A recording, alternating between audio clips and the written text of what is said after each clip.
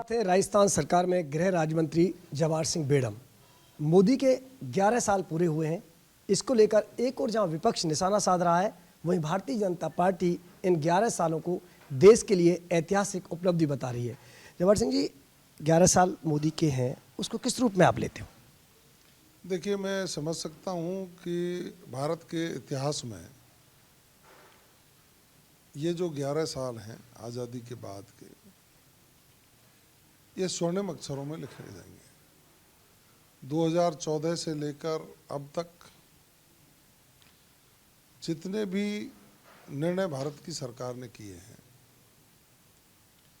उससे चाहे युवाओं के स्किल डेवलपमेंट की बात रही हो, चाहे अंतिम पंक्ति में बैठे व्यक्ति को राष्ट्र की मुख्य धारा से जोड़ने के लिए विभिन्न योजनाएं रही हों, चाहे देश के सम्मान को बढ़ाने की बात रही हो, औद्योगिक विकास की बात रही हो, चाहे विरासत के संरक्षण की बात रही हो, उसमें भारत ने कीर्तिमान स्थापित किया है। और यही कारण है कि आज भारत दुनिया की चौथे स्तर की इकोनॉमी बनकर के उभरा है। कुशल प्रबंधन, गुड गवर्नेंस, माननीय मोदी जी ने जो अपने अनुभवों को देश की सरकार के चलाने में साझा किया है, उसी का कारण है कि आज देश के लोग अपने आप को सुरक्षित भी महसूस करते हैं और हर व्यक्ति के जहन में एक ही बात रहती है कि मोदी है तो मुमकिन है। जवाहर सिंह जी, अभी कांग्रेस लेकिन कह रही है, अभी खड़गे ने एक बयान दिया है कि ये जो 11 साल हैं बुरे सपने जैसे हैं, इसको लेकर क्या कहेंगे? देखिए, कांग्रेस के लोग हर समय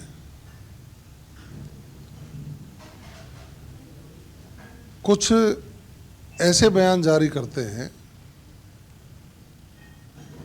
जिनका कोई भी तारतम्य नहीं बैठता। ये फ्रस्ट्रेशन में है और माननीय मोदी जी की जो नीतियां हैं, उनसे इनको लगता है कि कांग्रेस का भविष्य अब सुरक्षित नहीं है। तो चाहे इनके नेता माननीय राहुल गांधी जी हों, चाहे माननीय खड़गे साहब हों, चाहे प्रदेश में कई नेता हों, वो ऊल जलूल बयान दे करके जनता को भ्रमित करना चाहते हैं। जब जब माननीय मोदी जी ने देश हित में निर्णय लिए हैं, और मैं यूँ कहूँ कि पड़ोसी देश जो भारत को डराने का काम करते थे, उनको सबक सिखाने का काम किया है, तब तब कांग्रेस के लोगों ने सबूत मांगना शुरू किया है। इससे लगता है कि ये भारत की सेना पर भी अविश्वास रखते हैं क्या? इससे लगता है कि ये लोग देश को कमज़ोर करने का एक इनका हिडन एजेंडा रहता है। इनके समय पर आपको देखना होगा कि जब भी कोई खुटका होता था, पड़ोसी देश इनकी ओर आंख उठा करके देखते थे, तो ये देश की, विश्व की अन्य शक्तियों की ओर टकटकी लगा करके देखते थे कब क्या निर्णय होगा। आज इतना है कि पड़ोसी देश यदि हमारी शांति भंग करने की कोशिश करता है, तो देश के प्रधानमंत्री जी सेनाओं को खुली छूट देते हैं कि वो निर्णय लें और देश हित में जो करना है वो करें। और इसी का कारण है कि पाकिस्तान के घर में घुसकर 2-3 बार हमले किए हैं। उरी की घटना आपने देखी होगी, अब पहलगांव वाली जो घटना हुई, इसके बाद पुलवामा की घटना हुई, उसके बाद 40 के बदले 400।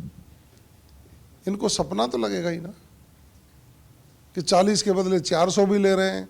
हमारे 26 भाइयों की जान जब आतंकी लेते हैं, तो उनके आतंकी ठिकानों को पाकिस्तान में घुस करके भारत ख़त्म करता है। और पाकिस्तान जब आतंकियों की मदद में खड़ा होता है, तो उनके एयरबेस नष्ट करने का काम हमारी सेनाएं करती हैं, और वहाँ के प्रधानमंत्री और वहाँ के सेना अध्यक्ष को बंकर में घुसना पड़ता है। इसलिए डरावना सपना दिखता है इनको।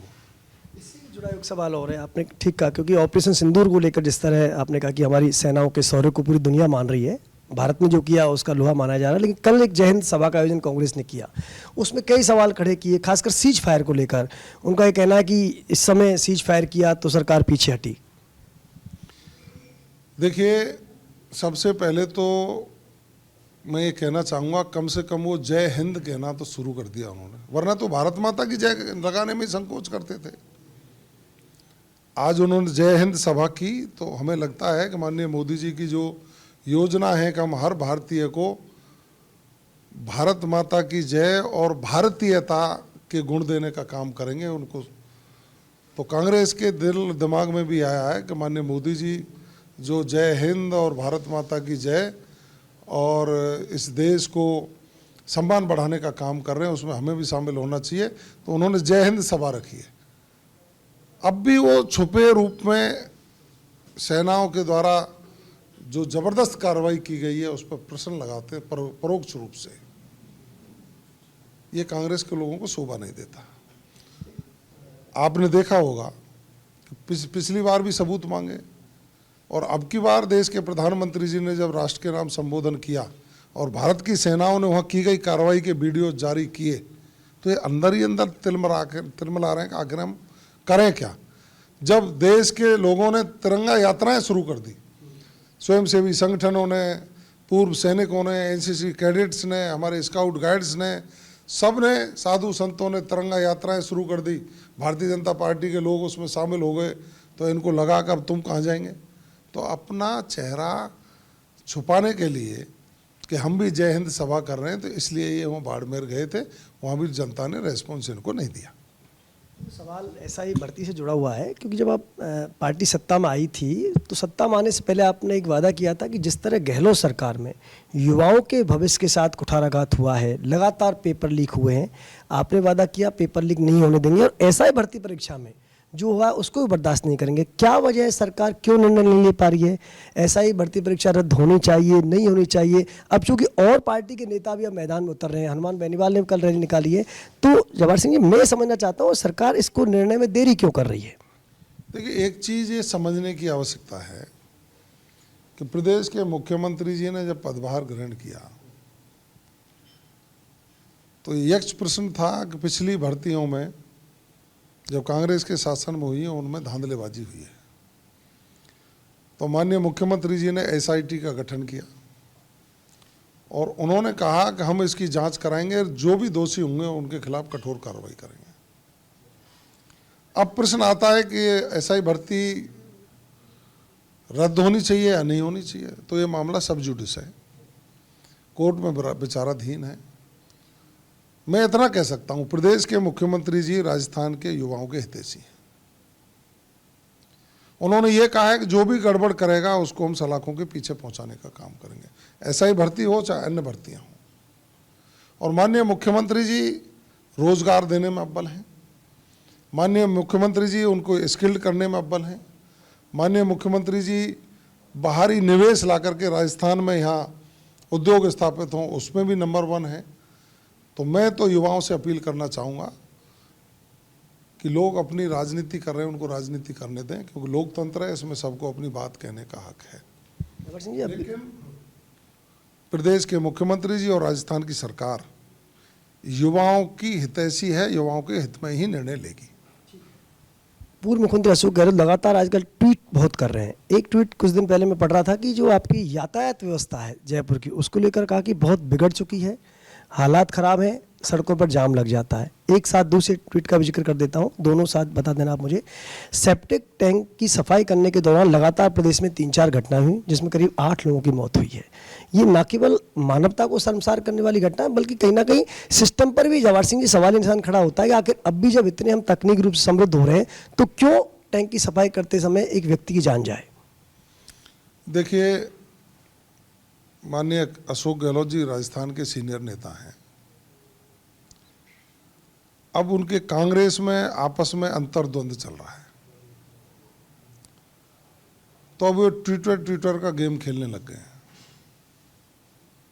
मुझे तो हंसी आ रही थी, ऑपरेशन सिंदूर की सफलता के बाद उतावलेपन में कांग्रेस के लोगों ने दिल्ली में प्रेस कॉन्फ्रेंस की पहले एक नेता ने की और 3 दिन बाद दूसरे नेता ने की, तो उससे लगा कि इनमें सिर फुटबॉल की स्थिति है, एक दूसरे को पचा नहीं पा रहे हैं और अपनी लड़ाई को दुनिया का ध्यान भटकाने के लिए ये ट्विटर का गेम खेलते हैं। जहाँ तक सेप्टिक टैंक में उतरने से मजदूरों की मौत का सवाल है, दुखद है। मैं लोगों से भी अपील करना चाहूँगा कि मशीनों का उपयोग करें, नई तकनीक का उपयोग करें, लेकिन कई मजदूर भाई बिना जांचे परखे इन टैंकों में उतर जाते हैं, तो ये दुर्घटनाएं होती हैं। लास्ट सवाल जवाहर सिंह जी, कानून व्यवस्था जुड़ा हुआ है, विपक्ष तो लगातार आप पर निशाना साध ही रहा है, लेकिन पिछले 2-3 दिनों से मैंने कुछ घटनाओं को जिसको मुझे भी काफ़ी प्रभावित किया। एक घटना थी कि एक व्यक्ति को जेसीबी से लटका कर पीटा गया। एक घटना थी जोधपुर के क्षेत्र में जहाँ व्यक्ति को बेरहमी से पीटा गया, उसको यूरिन तक पिलाया गया। एक हाल ही में 2 दिन पहले घटना थी कि एक महिला की चेन को छीन लिया जबरदस्ती, जयपुर की घटना थी। हालांकि राहत भरी खबर है कि तीनों घटनाओं में आरोपी पकड़ जरूर लिया, लेकिन क्या अभी भी अपराधियों में भय नहीं कर पाई आपकी सरकार? जो आप अपराध मुक्त राजस्थान की बात कर रहे हैं, भय मुक्त राजस्थान की बात कर रहे हैं, अगर भय मुक्त है राजस्थान तो इस तरह की घटनाएं क्यों सामने आ रही हैं? देखिए, मैं ये समझ सकता हूँ कि जब पिछली सरकार थी तो जंगल राज स्थापित था। हमने कानून का राज स्थापित करने की कोशिश की है और हम उसमें सफल भी हुए हैं। जब पिछली सरकार के समय पर मादक पदार्थों की तस्करी चरम पर थी, पेपर लीक माफिया हावी था, लूट, चोरी, डकैती और बलात्कार की घटनाओं का जिस तरह से संख्या उच्च स्तर पर थी, राजस्थान रेपिस्तान बन गया था, उनमें बहुत कमी आई है। मैं ये कह सकता हूँ उसके बाद भी इस तरह की ये जो घटनाएं होती हैं ये नहीं होनी चाहिए, इसके हम पूरे इंतजाम कर रहे हैं। लेकिन फ़र्क देखिए, इनके समय पर घटना करने के बाद, अपराध करने के बाद व्यक्ति स्वच्छंद घूमता था। हमारे समय पर यदि कोई व्यक्ति अपराध कर देता है तो उसको तुरंत गिरफ्तार करके हम सलाखों के पीछे पहुंचाते हैं और कानून सम्मत जो भी कठोर से कठोर कार्रवाई है वो करते हैं। अवैध संपत्तियां यदि ये बदमाश लोग इकट्ठी कर लेते हैं तो उसको पीला पंजा चला करके तोड़ने का काम राजस्थान की सरकार अब करती है, जिससे जो अपराधी है उसका हौसला पस्त होता है। मैं इतना ही कहूँगा कि कांग्रेस के लोग सकारात्मक हों। माननीय भजनलाल जी जो विकासोन्मुखी सोच को लेकर के राजस्थान को विकसित राजस्थान बनाना चाहते हैं, उसमें सहयोग प्रदान करें। ट्विटर का गेम छोड़ें। जनता में आप प्रासंगिक नहीं रहे, अप्रासंगिक हो गए। तो आपको आत्मचिंतन करना चाहिए, मंथन करना चाहिए और ये विचार करना चाहिए कि अब कांग्रेस को नीति बदल करके राष्ट्रवाद की भावना को लेकर के आगे चलेंगे, तभी जिंदा रह पाएंगे। वरना तो जो विदेशी सोच के साथ कांग्रेस का गठन हुआ था वो अब चलने वाली है नहीं। ये तो जवाहर सिंह बेड़म जिनका कहना है कि हम अपराध मुक्त राजस्थान की तरफ तेजी से बढ़ रहे हैं और राजस्थान को विकसित राजस्थान बनाएंगे, इस तरफ पूरी तरह भजनलाल सरकार काम कर रही है। वीडियो जर्नलिस्ट हेमंत के साथ लाल सिंह फौजदार, सच बेधड़क।